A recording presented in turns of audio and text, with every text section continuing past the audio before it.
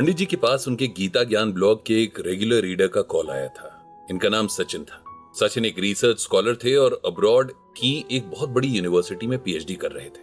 वो इसलिए परेशान थे क्योंकि यूनिवर्सिटी हॉस्टल में उनके रूममेट और बाकी क्लासमेट्स को उनका रोज गीता पाठ करना, अपने रिलीजियस बिलीव्स के अकॉर्डिंग अपनी एक लाइफस्टाइल को फॉलो करना अजीब लगता था और वे लोग मजाक उड़ाते उड़ाते अब उन्हें परेशान करने पर उतर आए थे। शुरू में तो सचिन ने उन्हें अवॉइड करने और समझाने की भी कोशिश की थी, लेकिन उन लोगों का बिहेवियर हर बीतते दिन के साथ रूड होता जा रहा था। जब सचिन अपने शेड्यूल के हिसाब से मेडिटेशन करते या गीता पाठ कर रहे होते, तभी वे लोग शोर मचाना शुरू कर देते थे। सचिन ने रूम चेंज करने की भी कोशिश की थी, लेकिन कोई और रूम अवेलेबल नहीं था। यूनिवर्सिटी कैंपस के बाहर रूम अफोर्ड कर पाना उनके बस की बात नहीं थी, क्योंकि रिसर्च में बहुत ज्यादा पढ़ना पड़ता था और एक एक मिनट का शेड्यूल फिक्स था।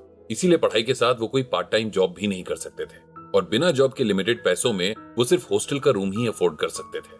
अपने रूममेट्स के रोज के परेशान करने से अब सचिन तंग आ चुके थे। उन्होंने हॉस्टल एडमिनिस्ट्रेशन में कंप्लेंट भी की थी, लेकिन उन्होंने भी कोई खास रिस्पॉन्स नहीं दिया था। सचिन पिछले कुछ सालों से पंडित जी का गीता ज्ञान ब्लॉग पढ़ रहे थे, इसीलिए उन्होंने सोचा कि क्यों ना पंडित जी से पूछें कि इन कंडीशंस में कैसे वो अपने गीता ज्ञान की जर्नी को आगे बढ़ा सकते हैं। पहले उन्हें यह बात पंडित जी से पूछने में झिझक भी महसूस हुई, क्योंकि ये सवाल बड़ा अजीब था। कोई भी यही सोचेगा कि हजारों किलोमीटर दूर बैठकर पंडित जी इस प्रॉब्लम का सलूशन कैसे बता सकते हैं। लेकिन सचिन ये जानना चाहते थे कि जब बाहर सिचुएशंस डिस्टर्बिंग हो, तब खुद को कैसे शांत रखा जाए और कैसे अपनी स्पिरिचुअल जर्नी में आगे बढ़ा जाए।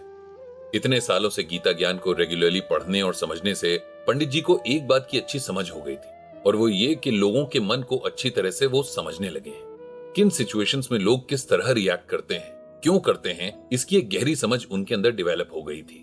पंडित जी समझ रहे थे कि सचिन गीता ज्ञान पढ़ तो रहे हैं, लेकिन उसका मूल भाव नहीं समझ पा रहे हैं। उन्होंने डिसाइड किया कि सचिन को स्टोरीज और एग्जाम्पल्स के जरिए ही समझाना ज्यादा ठीक होगा। पंडित जी ने सबसे पहले सचिन को बधाई दी कि वो इतनी अच्छी यूनिवर्सिटी में रिसर्च कर रहे हैं, और इस बात की भी खुशी जताई कि वो साइंस के स्टूडेंट होकर भी अपनी कल्चरल रूट से जुड़े हुए हैं। उनकी अपनी एक स्पिरिचुअल समझ भी है और वो इसे बढ़ाने की कोशिश भी कर रहे हैं। अब पंडित जी ने सचिन की प्रॉब्लम पर बात करनी शुरू की। उन्होंने कहा कि वे समझ सकते हैं कि उनके लिए ये बहुत फ्रस्ट्रेटिंग होगा कि उन्हें उस काम को सही से नहीं करने दिया जा रहा है जिसे करना वो बहुत पसंद करते हैं, और ये भी कि जब कोई बेमतलब परेशान करे तब मन तो खराब होता ही है। लेकिन अब सवाल ये पैदा होता है कि ऐसे में क्या करना चाहिए, या श्रीमद् भगवद गीता हमें क्या सिखाती है। पंडित जी ने सचिन को एक छोटी सी कहानी सुनाई। कहानी सुनाने के पीछे मकसद यही था कि जो बात वे उन्हें समझाना चाह रहे थे वो उसे समझ जाएं। कहानी कुछ इस तरह से थी कि एक जमाने में एक बहुत बड़े संत हुए। इनके बारे में कहा जाता था कि ये जो भी किसी को बताना या सिखाना चाहते थे उसे प्रैक्टिकली करके सिखाते थे। उस जमाने में पढ़ाई के लिए गुरुकुल सिस्टम हुआ करता था। गुरु के आश्रम में राजा से लेकर रंक तक के बच्चे एक तरह से पढ़ते और सीखते थे। इन संत महात्मा के आश्रम में भी बहुत सारे बच्चे पढ़ रहे थे। एक बार ये संत अपने आश्रम के कुछ बच्चों के साथ पास बह रही नदी में नहाने गए थे।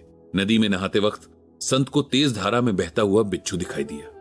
उन्हें लगा कि अगर बिच्छू को बचाया नहीं गया तो ये मर जाएगा। बिच्छू को बचाने के लिए संत ने अपने हाथ को उसकी तरफ आगे बढ़ाया, लेकिन अपने नेचर से मजबूर बिच्छू ने संत के हाथ पर डंक मार दिया। संत को उसके डंक से बहुत तकलीफ हुई, लेकिन उन्होंने फिर से उस बिच्छू को बचाने के लिए अपना हाथ आगे बढ़ाया और इस बार भी बिच्छू ने उनके हाथ पर डंक मार दिया।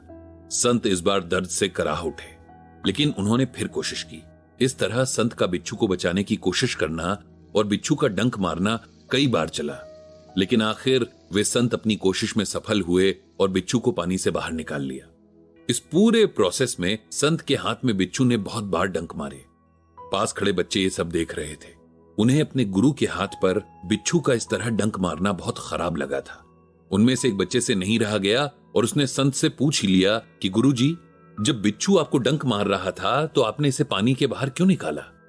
बच्चे के सवाल को सुनकर संत मुस्कुराते हुए बोले कि डंक मारना तो बिच्छू का स्वभाव है, उसने कुछ भी अलग नहीं किया। इस जवाब को सुनकर बच्चे ने कहा कि फिर आपने उसे बचाना क्यों नहीं छोड़ा? बच्चे की बात सुनकर संत फिर मुस्कुराते हुए बोले, जब बिच्छू जैसा कीड़ा डंक मारना नहीं छोड़ सकता तो मैं तो स्वभाव से ही साधु हूं। भला मैं कैसे अपने नेचर को छोड़ देता और बिच्छू को नहीं बचाता? यही बात आपके साथ भी लागू होती है सचिन, पंडित जी ने कहा। आप अगर इतने सालों के गीता पाठ के बाद भी बाहर की सिचुएशंस और दूसरों के नेचर से खुद को अफेक्ट होने से नहीं बचा पा रहे हैं, तब इसका मतलब यह है कि आपको अभी बहुत लंबा सफर तय करना है। मैं ये नहीं कह रहा कि आप अपने साथ हो रही किसी भी गलत बात को चुपचाप सहते जाओ, ये तो और भी गलत होगा। लेकिन यहां बात यह है कि अपने रूममेट या उसके फ्रेंड्स को उनकी गलत बातों का जवाब देने के बाद क्या आपका मन शांत हो जाएगा? आप सब कुछ भूलकर फिर से मेडिटेशन या गीता पाठ में लग पाएंगे? अगर आप ऐसा नहीं कर पाए, तब इसका मतलब यह है कि आपको अपने मन के बैगेज फेंकने नहीं आए हैं, और जब तक आप ये नहीं सीखेंगे तब तक आपका मन शांत नहीं होगा। जो मजाक बनाते हैं या आपकी इंसल्ट करते हैं और समझाने पर भी नहीं समझते हैं, उन्हें उनके हाल पर छोड़ दीजिए। आप वहां से आगे बढ़ जाइए। जो कर रहे हैं करते रहिए। गीता पाठ करते रहने से आप धीरे धीरे लोगों की मूर्खता को अवॉइड करना सीख जाएंगे, और जब आप रिएक्ट नहीं करेंगे तो ये लोग भी आपको परेशान करना बंद कर देंगे। भगवान श्री कृष्ण ने श्रीमद् भगवद गीता में कहा है कि अवजानन्ति माम मूढ़ा मानुषीम तनुमाश्रितम परम भावम जानन्तो मम भूतम महेश्वरम। मेरे परम भाव को न जानते हुए मूर्ख लोग मनुष्य रूप में मौजूद मुझ महाईश्वर को नहीं जानते। इसे सिंपल वर्ड्स में ऐसे समझिए कि जो मूर्ख होते हैं उन्हें पता नहीं होता कि मैं इस यूनिवर्स की हर चीज में हूं, चाहे उसमें जान है या नहीं। इस तरह मैं उनमें भी हूं जो मेरे भक्तों का मजाक उड़ाते हैं। वे मूर्ख नहीं जानते कि इस तरह से तो वे खुद ही अपना मजाक उड़ा रहे हैं। जिन्हें इतना तक अंदाजा नहीं, उनकी बातों का क्या बुरा मानना। इसीलिए हमें चाहिए कि अपना काम करते रहें, भक्ति की राह पर आगे बढ़ते रहें, बिना किसी की बातों की परवाह किए।